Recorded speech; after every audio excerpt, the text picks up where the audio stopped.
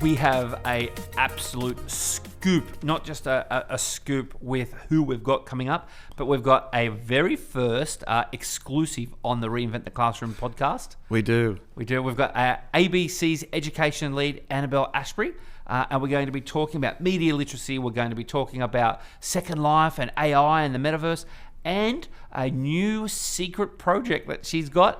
You'll find about a little bit more in the episode. Let's get straight into it. Let's go.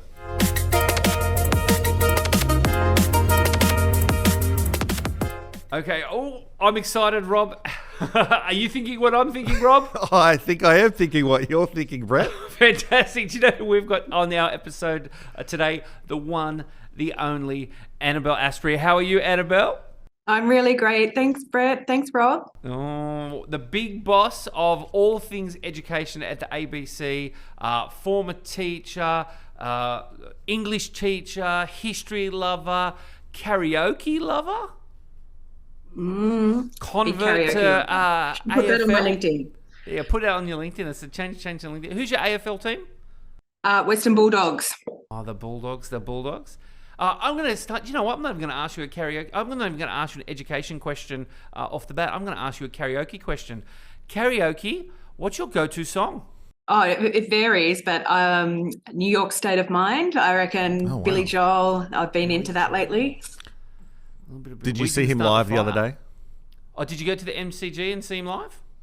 I did. And, Wow. you know, he usually at Madison Square Garden, so he usually does it as gets a person to sort of duet with him. And I was disappointed that I was not invited up on the stage, because I reckon I could have given a good batch. Robbed. He'll be back. Robbed. Look, we're going to talk about all things about reinventing the classroom, about thinking differently, about education, about change. But I want to start with your real focus with a lot of the work that you do with media literacy. Obviously, literacy itself being such an important concept, but with that veil of how do we interact with the media, how do we have that critical eye, how do we have that awareness, your understanding of what media literacy is and its importance and its role in education. Yeah, well, you've almost defined it there in your intro, Brett. So media literacy is the ability to critically engage with all forms of media across all aspects of your life.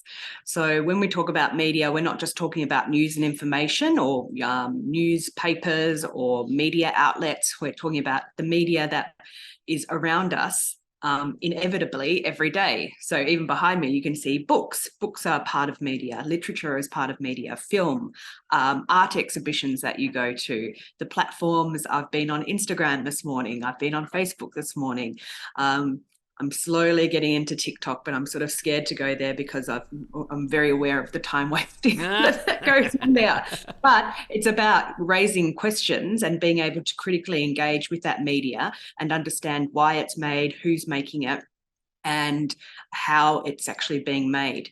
But the reason why media literacy is so critical to an individual is that it allows you to fully participate in a democratic society. So if you're not media literate, if you're not able to ask those questions, critical questions of media that's around you, it's going to really put you at a disadvantage. So that's why we think media literacy is important. Yeah. I guess it's that post-truth. What was the fake news, all that sort of stuff, being able to even understand and this.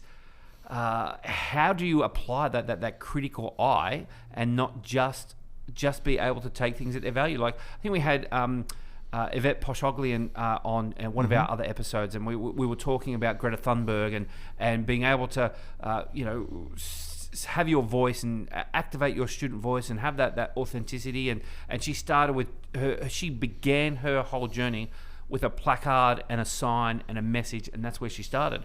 But at the same time, the Birds Aren't Real movement started with a placard and a sign and some words. So how do we differentiate between the guy walking in the protest with the sign that says "Birds aren't real," which is a massive movement now, unfortunately, or it is. I think it's mostly a meme, but I know there are people in there that actually believe it. Yeah, and how do we differentiate between movements like that and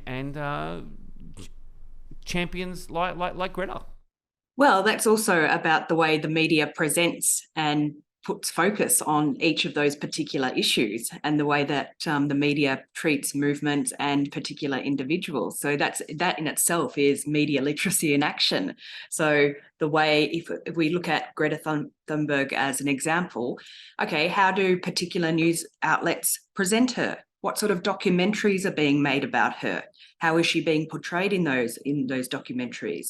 When she's presenting her voice or making a speech at, the UN or to governments around the world, how is that message being portrayed by her, and what underlies that? So there are so many questions. That in itself is a really great example of media literacy in action. So we have to question about, okay, well, how is she being portrayed here? How is this photograph of Greta Thunberg? What sort of impression does that give us of her? The way that it's actually placed within the media. What parts of her speech are used in a news article that are extracted from her speech that may be used out of context and being given another meaning? So they're all the things that we have to sort of, be aware of. Annabel, I'm old enough to remember the time before the internet, and in the early days, we believed that having access to all of this information was going to be great. Almost we could come together more around the information. But it turned out that we're living in all these bubbles, and what the news I get, what news Brett gets, and what news you get, we've kind of we have our own bubble. I get news from certain sources and somebody else gets them from others. Turns out that when we come together, we can't agree on anything. Is there a way that through education, as a teacher or education leader, that you think we can bridge the bubbles? Well, first of all, I think we have to think about what healthy democratic debate is about, and that there sometimes differences of opinions and ideologies are sometimes it's good for healthy democratic society. Yeah. So, the fact that you and I, or you, Brett, and I, we might have a discussion about an issue that we've seen presented in the news, and we might disagree. We might come away with different views or hold different opinions. But as you've just pointed out at the very beginning, it's about the news that we consume. So I know that on my Facebook feed, I know that certain news stories are getting fed to me. I know that because of the people and organizations that I follow on Twitter, I know that I'm getting a very select view of the world that's being presented to me. So one thing that I try to do is make sure that I'm aware of, okay, I might not really engage with one publication, but I try to look at that publication's point of view and the way that they're actually presenting it. So I think one thing to sort of, it's not so much about, it's about getting outside of your bubble rather than merging the bubbles. Yeah. So one thing, yes. If you saw my desktop now with my favorite sort of news feeds, generally, I do. Obviously, I go to the ABC for news as the most trusted news source in Australia. I look at The Guardian. I look at Fairfax. I look at the New York Times. I do have a tab there. I have for Fox News, for CNN, for France televisions. I want to see the different views that are being presented, even though I might not engage necessarily with Fox News every day. I might not necessarily engage with the Murdoch press titles like the Herald Sun or the Telegraph, for example, but I'm interested in the way that they're being presented to the news, because then I have a viewpoint, so that we might be in a discussion and you might see an article that was presented in the Daily Telegraph that I haven't necessarily seen, but I might be aware of, some of the discussion that's going around about that. So I think it's about expanding our media diet.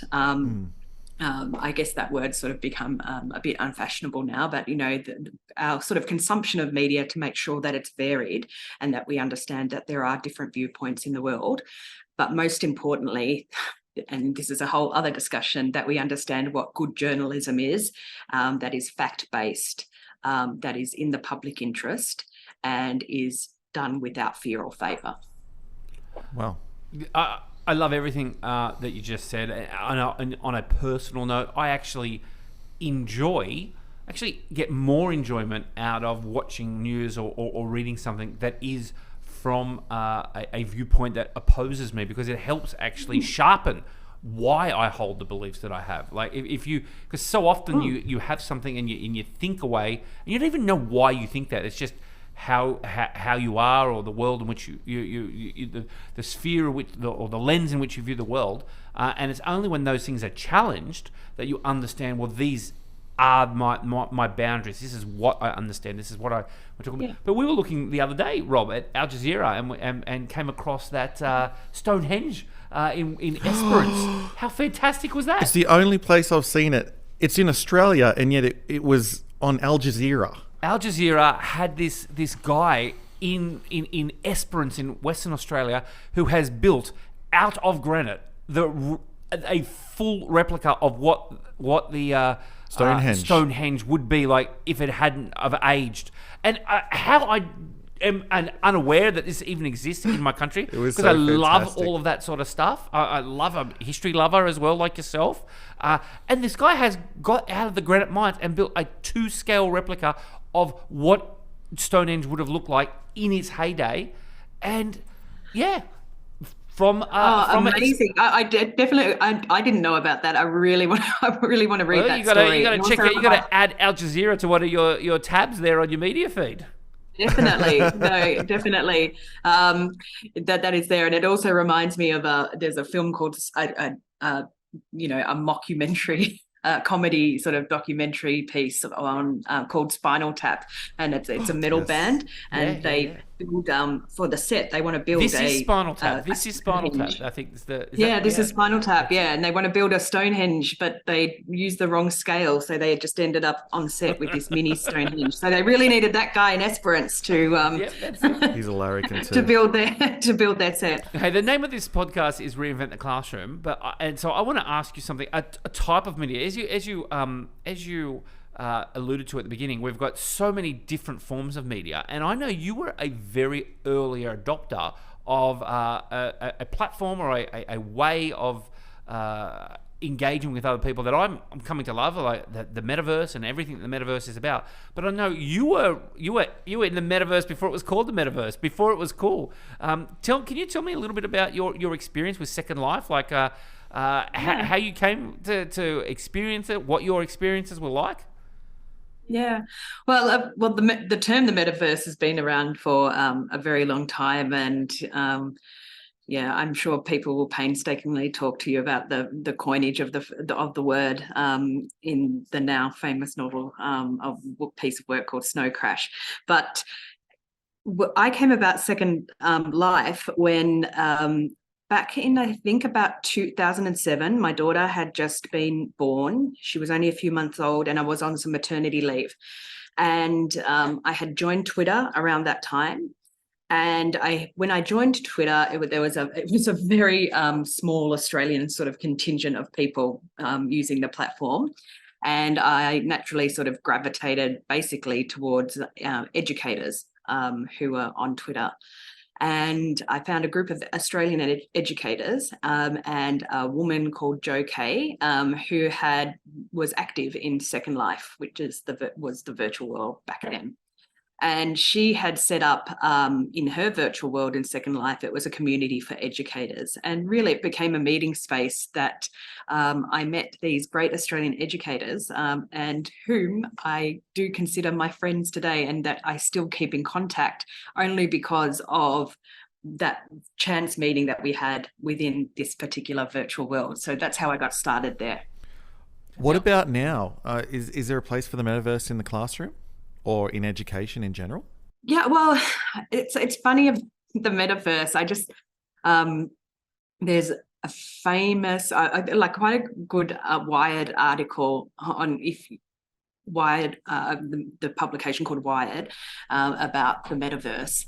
And it's on one of our tabs. Basically, if you're going to define the metaverse, we could ask around this room right now, what do you think the metaverse is? And we're all going to come up with, different versions of it.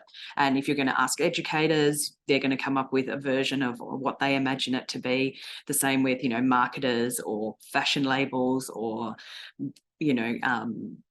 commercial outlets. We're all going to come up with a different version. But in this Wired article, they basically said, if you replace the word metaverse with cyberspace, it's pretty much 98% of the time you're going to end up with the sort of same definition.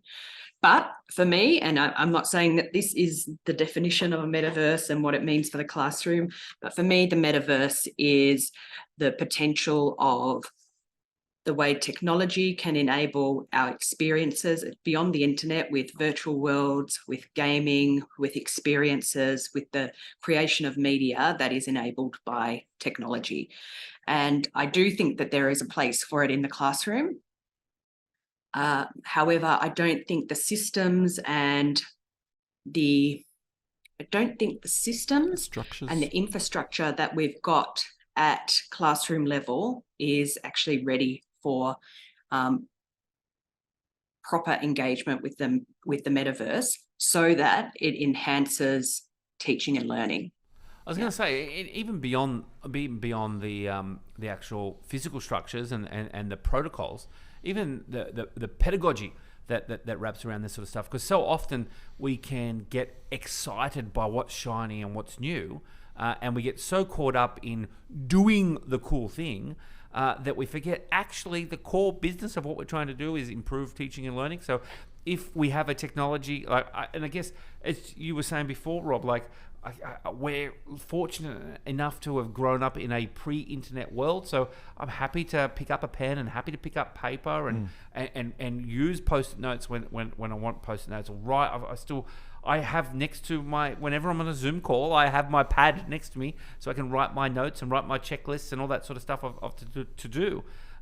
It's got to be okay to know, well, sometimes a technology isn't going to enhance learning, and those more traditional practices are going to get better bang for our buck. So it's about picking the right tool for the right lesson.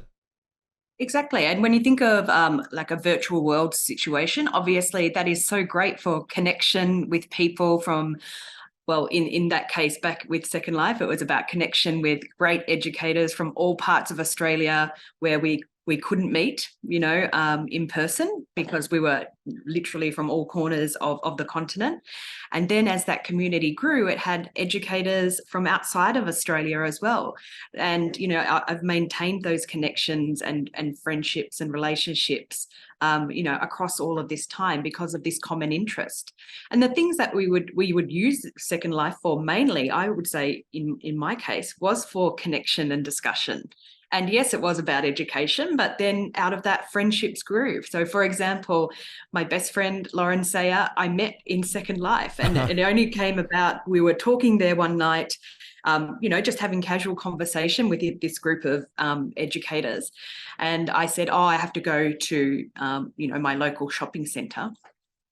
And this woman on the other, in the virtual world said, where do you live? And I said, I live in, this suburb. And she said, I only live in the next suburb along. We should meet up for a coffee. And from there, our friendship has bloomed. And, that's a lifetime of experiences, and that's thanks to the meeting in that virtual world. But, that can be the same for the way that we connect with people on social media, the very fact that it is called social media. But there's also the other advantage of not only able to discuss education issues, but to experiment within virtual worlds, notwithstanding, as you said before, the ethical issues and the legal sort of requirements that we have to have with, students participating in that particular space. But it can be a place for experimentation. It can be a place for the creation of new media types as well. And I think that's very important, and that depends upon the platform or the virtual world. Like, I mean, Minecraft, look at the way that education sort of adopted Minecraft. That was originally, that world of creation, but the education community could see the advantages that it could have for teaching and learning. On the other hand, you've got virtual worlds, and this is one thing when I see articles about the metaverse now and virtual worlds that are being presented. And this is particularly with virtual reality as well, is that the experiences that are being created for education really aren't that innovative. They're really using the virtual world as a meeting place, which is fine. I think that serves a purpose, but you can also have meeting places, on other places online, and through different platforms. But of course, it just really depends upon the platform which suits the needs of your students. And they're often quite consumptive in a linear way, I think. Whether you're right. Yeah. Oh, completely, Rob. So even back in Second Life, we did an experiment with the Department of Education in Victoria. Through a grant system when I was working at the History Teachers Association of Victoria.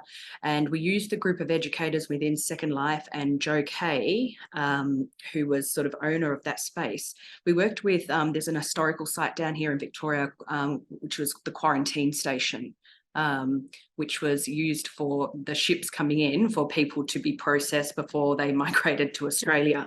Sort of ironic in what's happened in the last 3 years, around the world. But what we did, it's an historical site, and what we did is recreate that historical site within the virtual world. Now, everything was done to scale. We used real photography when Joe built all of that content within the virtual world space. It was like going to the quarantine station, and we had information posted about the quarantine station. Now, looking back, that was very innovative at the time, and the department rolled it out for students to participate in. But it was at a time, one, it was too early because it was seen as too quirky of why would I let my kids go into this virtual world. So there was that. There was also just the ability of being able to operate and participate with the technology. But when I think about the creation of the space, it was very innovative for the time. But when I look at virtual worlds now and the way the museum sector uses virtual worlds, they're really just replicating things that they could either do online with better platforms or with more traditional, with linear sort of media. And they're not sort of really taking advantage of the capability. And another example of that is the use of actual virtual reality headsets. So a few years ago, it's probably 6 years ago, at the ABC, two producers in ABC Education, Astrid Scott and Amy Nelson, developed, we did some virtual production with the virtual production studio at Deakin University's labs. And we created a virtual reality experience for a project we called Mini Beasts, which you can see online. And we used photogrammetry, and the virtual experience there was not to just have an audio and, here's a bee and this is what a bee does and here are the parts of the bee, but that was a very interactive experience of getting up and close and personal and moving around, and a very sort of sensory experience, rather than I'm just in a space that looks like a room and looks like a gallery. And that's a lot of the virtual sort of experiences, well, especially in the museum space, that I have experienced. And I don't think that they add anything to the experience or wonder or excitement about, what they've got there. Hopefully. Certainly there's an accessibility issue, but I don't think you need virtual reality goggles to be able to do that. Yeah, hopefully there's some EdTech creators who are listening to your challenge and really take it on. Now, I'm excited, Annabel, because I know I've known you online for a long time, and you are a champion and advocate for educators, passionate about Australian education. And a little birdie has told me that you are cooking up something very, very special to to do a whole range of things, to advocate for Australian education, to support teachers, to support literacy. Are you allowed to tell us a little bit about what you're cooking? I can. Ooh, So for those of you who don't know, exclusive. like when we make content at ABC Education, we involve Australian teachers for their advice, because we have a couple of educators on our team. But what's really important is that we know what's happening in the classroom and what's happening with contemporary practice, but also getting a range of views from people to give feedback on our educational content. So whenever we make a piece of educational content, we get in contact with subject associations, expert teachers. So it's very teacher informed and pedagogically informed and connected to the curriculum. In a very fortunate position, the ABC made an announcement a couple of months back that we're making an investment into the production of some education content over the next year. And so the team has been working on some amazing projects, one of which is we're working with some of the leading maths educators at Monash University and maths teachers around Australia on some new interactive materials that really focuses on group play and really sort of involves the teacher as part of the play experience. So that series, I won't sort of reveal that, but that's coming more in February with the first ones. We've been testing. This is our first exclusive, Rob. This is our first exclusive on the podcast. No, this is hot off the press. Woo! And just very early this morning. So Astrid Scott and Amy Nelson, who are the executive producers on this project, have been working with Dr. Anne and Dr. James at Monash University, who are just leading maths professors and educators in Australia. And it's just to see these games or interactives sort of evolve and the way that they're being used in the classroom is very exciting, because it is about group play. It's not like a mathletics or a competitive sort of, environment or world that we're creating. These are very sort of connected to the curriculum interactives that have involved teachers all along the way. And just to see the different reactions from students when they've been playing with them has been amazing. So they're coming in February. I just saw the first 5 that we're launching with this morning, and they're delightful. And I'm very lucky to have so many talented producers on the team with wicked senses of humour. So I look forward to sharing that with you. And one of the other major projects that we're working on, and I've just started on this one's more of a straightforward proposition. It's not what I would call innovative, but it does focus around storytelling and story time for primary school students from foundation or kindergarten up until about year 3.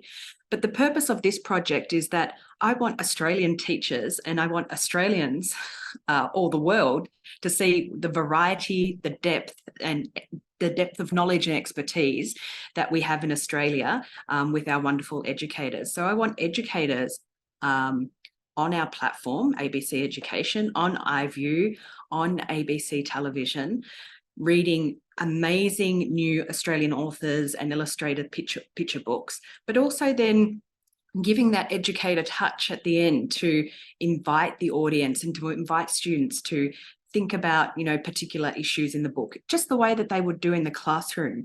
Because one thing that we found during COVID when we ran some mini lessons and with real practicing Australian teachers was that the feedback we got was, I didn't realise teachers did all of this work.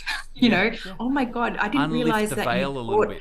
I didn't realise you taught spelling like this, or I didn't realise you taught reading like this, or these were the issues. So with this project, which is yet to be named, but what I'm hoping to do is to get the Salakas initiative.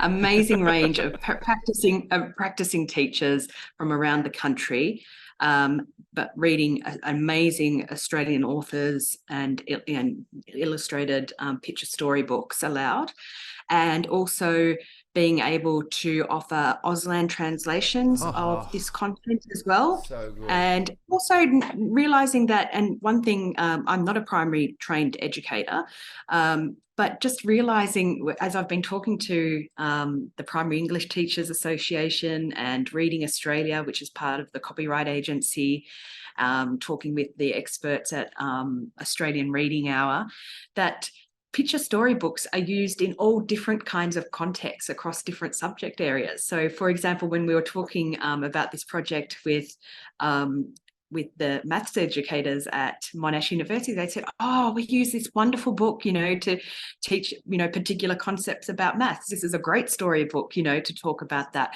So just having that variety and that depth of knowledge and experience, and being able to share it with all Australians, but especially Australians who may not have access to a digital device. They can watch it on broadcast. They can, access that through the classroom as well. So I'm really excited and looking forward to that. Well, and do you even know this morning, my favorite picture book for, especially when I was a younger teacher and I was actually in the younger years, the Bad-Tempered Ladybird. Have you ever come across that? Great book, all about size and scale. Fantastic for mathematical concepts. Love it. But what I wanted to say is, like, when you first sort of hinted to me that you've been working on such a great project, and I love, you know me, I love making noise. I love championing other people. But I just was so excited about you and your team at ABC being able to advocate and on obviously a national scale, but ABC is noticed internationally. And we got talking about the fact that I think in our very next podcast we're going to be meeting with Dr. Eva Hartel, who is a huge Australophile and loves all things Australian. And she's based in Sweden. And I know we were talking, we've talked about this before, Annabel, about in Sweden, they view Australian education as such a high standard because we have so many challenges with like obviously multicultural, multilingual, tyranny of distance, or remote, rural, all this sort of stuff. When they needed to in a past and post-Arab Spring and with all the different influx of refugees, they had a look and said, well, what is one of the best education systems in the world who deals with all of these sorts of challenges but still gets huge, incredible results? And the Swedes look to Australia, and a lot of her work, a lot of her research is very focused on the Australian education experience and so much of the good job that we do. But if you were to look at the newspapers and listen to some of the politicians, you could be fooled if you're the average Joe punter of thinking maybe Australians are not slaying it, but when the rest of the world look at us, they think we're crushing it. So being able to hear that you're putting together this project, that one of the elements of it, obviously there are a number of things, but one of it being able to lift us up and tell people, but you know what? We have some awesome educators and we are doing a fantastic job. Yeah, and it's just been coming through in the variety of audition tapes that I've been getting, and I've been working in the very first instance because I've had to move very quickly on this project, and we've had some successful projects this year working with the Victorian Department of Education and the Victorian Academy of Teaching and Leadership that they have down there, and a teaching excellence program.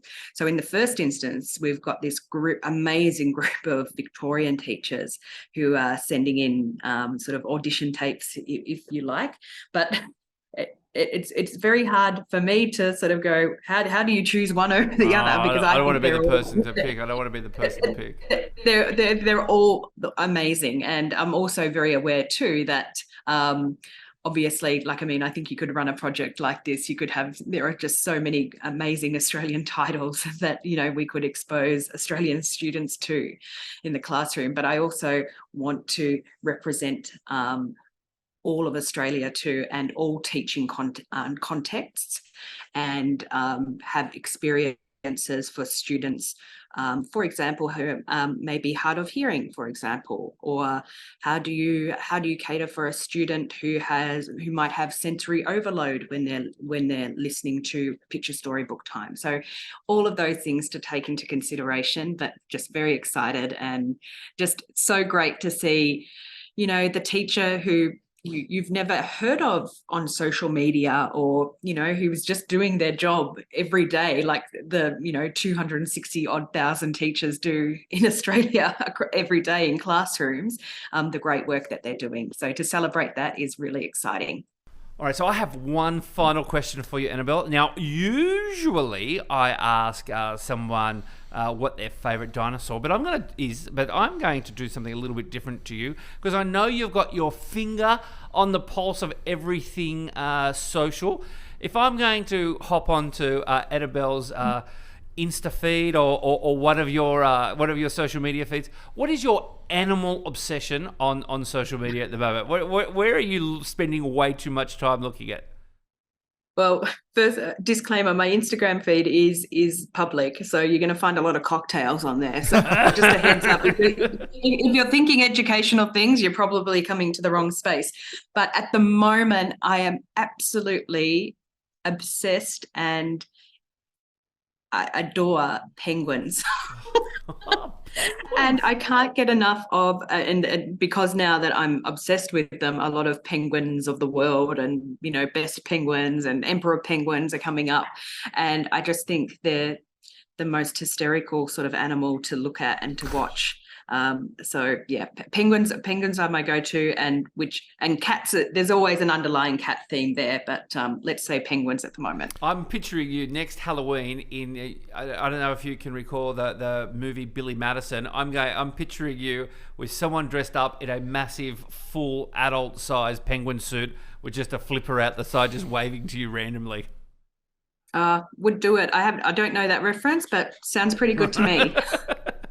Very good. Look, Annabel, thank you so much for joining us. Thank you so much for being able to talk with us today. I love that we're able to talk about media literacy. We're able to talk about I love the bit of I'll talk to the metaverse any day of the week, but especially being able to promote education within Australia, to hold up our teachers on that global scale, and to really just champion good teaching practice across the country. Thank you so much for everything that you do, your social media presence, and of course, personally, thanks so much for joining us today. Thank you so much, Brett. Thank you so much, Rob. Thanks, and Annabel. Happy holiday period. And I hope everything is safe and happy for you and all your families. All right. Love your work. Bye, Annabel. Bye. All right. How good's Annabel? She is fantastic. She's a powerhouse in Australian education content. Absolute powerhouse. There's no question as to why she's so well regarded, so well connected. Her knowledge base is just immense. But do you know what? Like, obviously, very passionate educators, both of us, but actively lifting the societal reputation of education without that little exclusive. Yeah, like, I think that's important is entirely that? accurate and not over the top at all. Like, she really is. She genuinely is. Her heart is in the right place. She's the right person to have in the position she has for ABC. Absolutely. Look, great episode. Media literacy, incredibly important, because once we learn the basic fundamentals of literacy, it's super important in modern times to be able to have that critical eye. We are all getting information overload, so I think her thoughts on that were really good.